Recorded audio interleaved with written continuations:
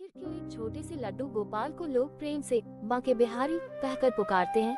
क्या ये सिर्फ नाम है या इसके पीछे छुपा है भक्ति और चमत्कारों से भरा एक अद्भुत रहस्य?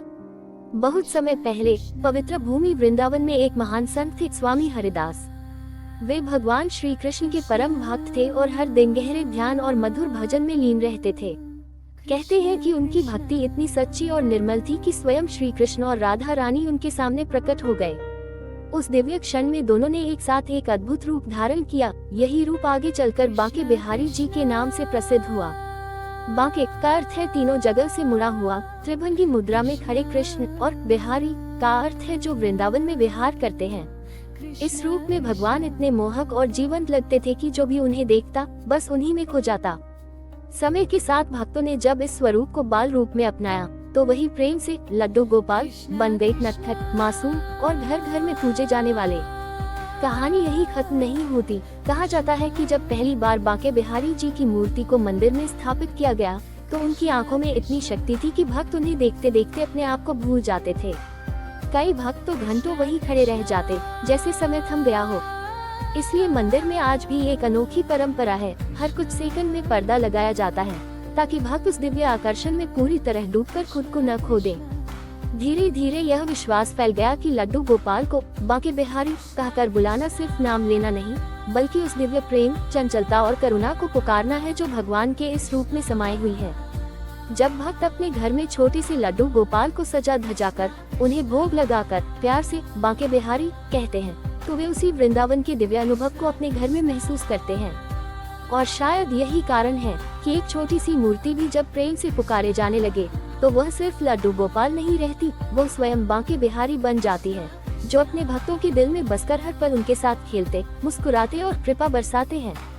लेकिन कहानी का असली रहस्य अभी बाकी है। कहा जाता है कि जब स्वामी हरिदास ने पहली बार बांके बिहारी जी के उस दिव्य स्वरूप को निधिवन में प्रकट किया, तब केवल वही नहीं बल्कि आसपास का पूरा वातावरण बदल गया। पेड़ पौधे जैसे झूमने लगे, हवाओं में मधुर संगीत गूंजने लगा और ऐसा प्रतीत हुआ मानो स्वयं राधा रानी और श्री कृष्ण वहाँ रास रचा रहे हों। उस क्षण को देखने वाले भक्तों ने बताया कि यह कोई साधारण मूर्ति नहीं थी, बल्कि साक्षात जीवित भगवान का अनुभव था। धीरे धीरे जब ये चमत्कार पूरे वृंदावन में फैलने लगा तो दूर दूर से भक्त उस दर्शन के लिए आने लगे। लेकिन एक अजीब बात होने लगी, जो भी इस रूप को देखता उसका मन वहीं अटक जाता। कई भक्त घर लौटना ही नहीं चाहते थे, वे बस उसी छवि में खो जाते थे, जैसे उनकी आत्मा को अपना असली घर मिल गया हो। ये देखकर संतों और सेवायतों को चिंता हुई कि कहीं ये दिव्य प्रेम भक्तों के सांसारिक जीवन में बाधा न बन जाए।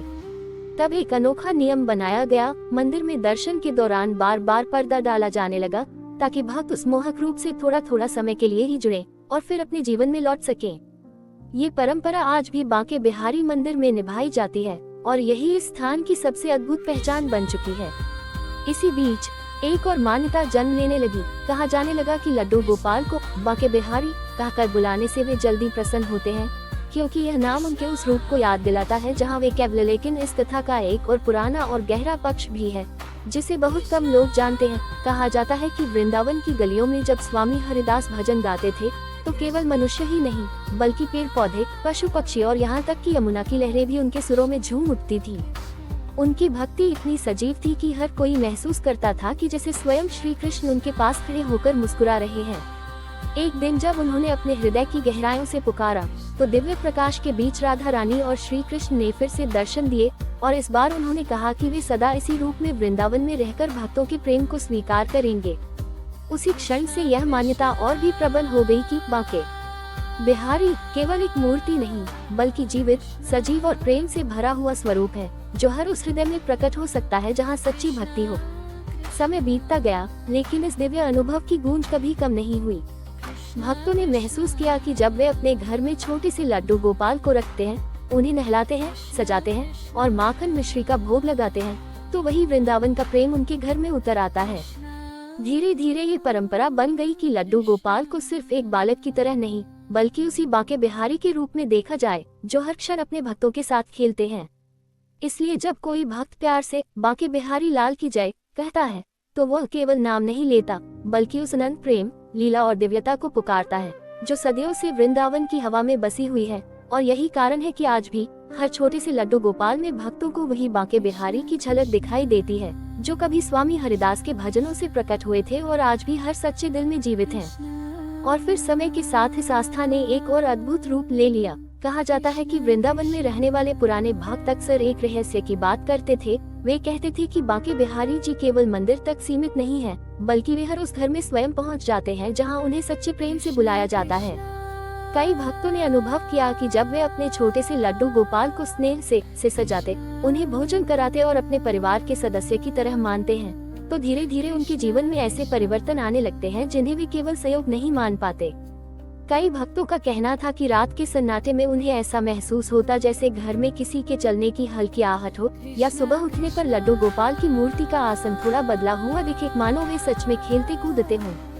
ये सब अनुभव लोगों के मन में एक गहरी श्रद्धा और विश्वास को जन्म देता गया कि लड्डू गोपाल केवल प्रतीक नहीं, बल्कि सजीव उपस्थिति है, जो अपने भक्तों के प्रेम का उत्तर अपने ही ढंग से देते हैं। इसी विश्वास के कारण जब कोई भक्त अपने घर में प्रेम से बांके बिहारी जी कहकर पुकारता है, तो वह केवल एक नाम नहीं ले रहा होता, बल्कि उस संपूर्ण दिव्यता, रास और मधुरता को आमंत्रित कर रहा होता है जो सदियों से वृंदावन की आत्मा में बसी हुई है।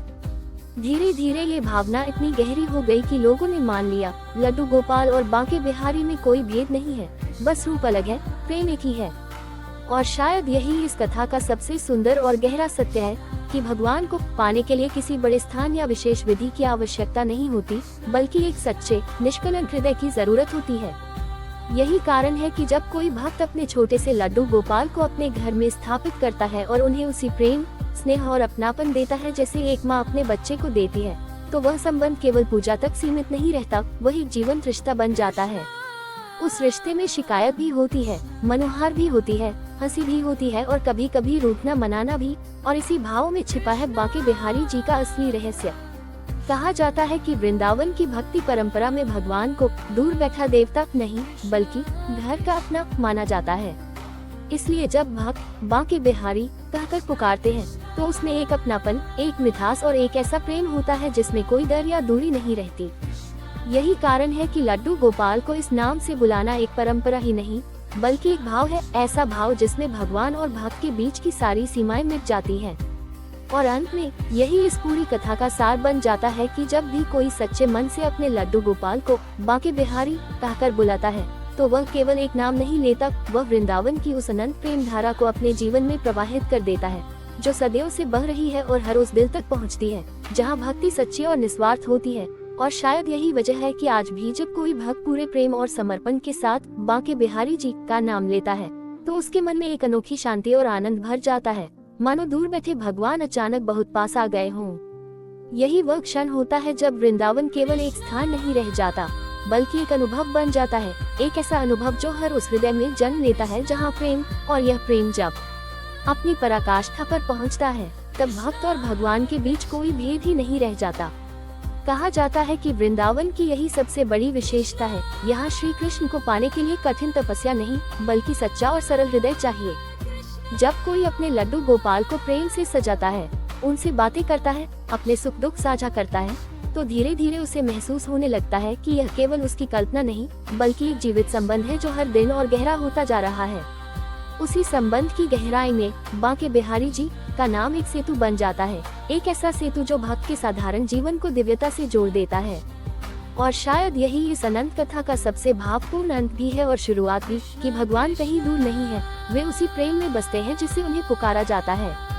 जब भी कोई सच्चे मन से बांके बिहारी कहता है, तो वह पुकार सीधे उस दिव्य लोक तक पहुंचती है जहां प्रेम ही एकमात्र भाषा है। और उसी क्षण बिना किसी आडंबर के वही लड्डू गोपाल अपने भक्त के हृदय में मुस्कुरा उठते हैं, मानो कह रहे हों कि वे कभी दूर थे ही नहीं, वे तो हमेशा से यही थे, बस एक सच्ची पुकार का इंतजार कर रहे थे।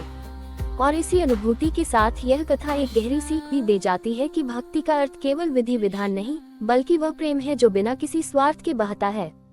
जब लड्डू गोपाल को एक छोटे बालक की तरह अपने जीवन में स्थान दिया जाता है, तो घर का हर कोना जैसे जीवंत हो उठता है। रसोई में भोग बनाते समय, सुबह उन्हें जगाते समय या रात को सुलाते समय, हर क्षण में एक दिव्य अपनापन महसूस होता है।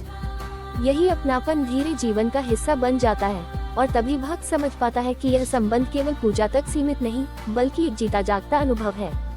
जब वह अपने लड्डू गोपाल को हंसते हुए देखता है, उनसे मन ही मन बातें करता है, अपनी परेशानियां और खुशियां साझा करता है, तो उसे महसूस होता है कि कोई अदृश्य शक्ति हर पल उसके साथ है।